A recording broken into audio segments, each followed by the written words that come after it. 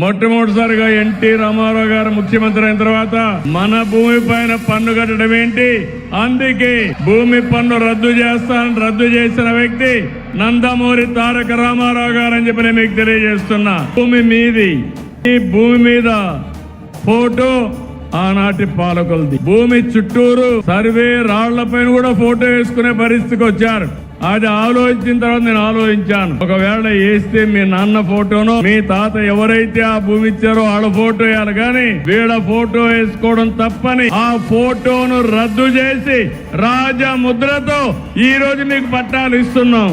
ఆ తర్వాత ఆలోచించాను, మళ్ళీ ఎవరైనా దుర్మార్గులు వస్తే ఆ దుర్మార్గులు మళ్ళీ రికార్డులు మార్చే పరిస్థితికి వస్తారు. నేను గాని ఏమారితే కింద నుండే వాళ్ళు దళారులు కూడా తయారవుతారు.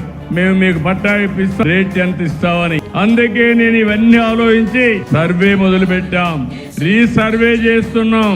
ఆ రీసర్వేలో కూడా రైతుకి ఇన్ఫర్మేషన్ పంపిస్తున్నాం. మీకు పంపించిన తర్వాత మీరు వస్తే మీ సమక్షంలో సర్వే చేపిస్తున్నాం. నీకు ఎంత భూమి ఎన్ని ప్లేసుల్లో ఉంటే అవన్నీ కూడా రాసి మీ పేరుతో ఎక్కడెక్కడున్నాయో వివరాలు రాసి మీకు అందజేస్తున్నాం.